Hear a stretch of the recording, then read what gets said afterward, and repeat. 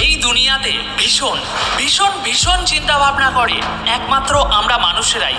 আমরা অনেক রকম চিন্তা ভাবনা করি, অনেক প্রশ্ন করি এবং সেই প্রশ্নের উত্তর খুঁজতে আমরাই ছুটতে থাকি।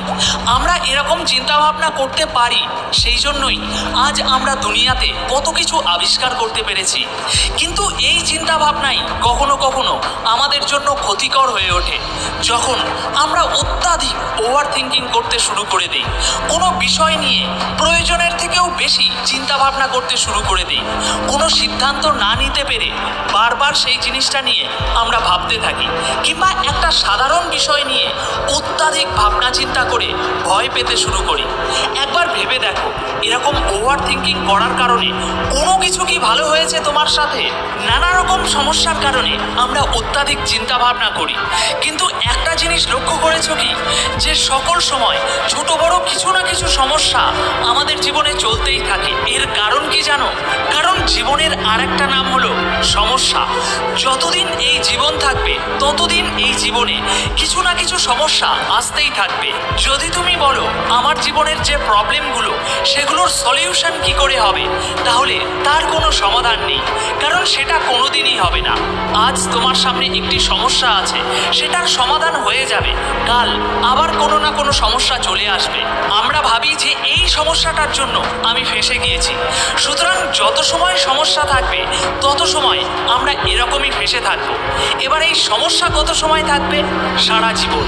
সুতরাং সমস্যাকে দূর করার দরকার নেই, সমস্যাকে নিয়ে আমাদের যে চিন্তা ভাবনা সেটাকে সঠিক করার দরকার।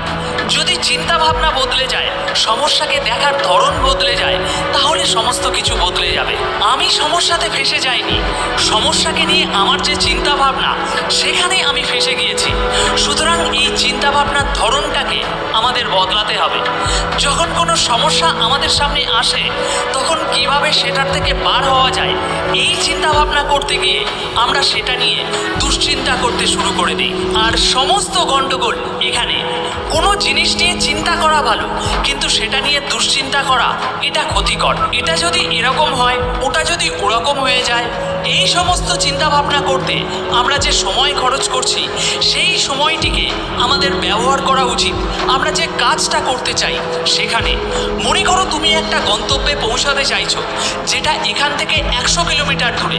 এখন তুমি কি এখানে দাঁড়িয়ে বা পথে যেতে যেতে সেই ডেস্টিনেশনকে দেখতে পাবে?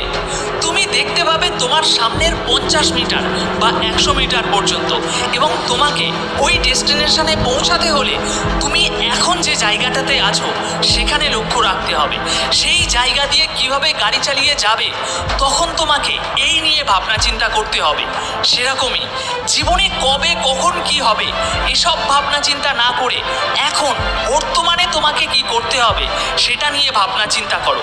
তাহলেই এই চিন্তা ভাবনার বোঝা অনেকটা কমে যাবে।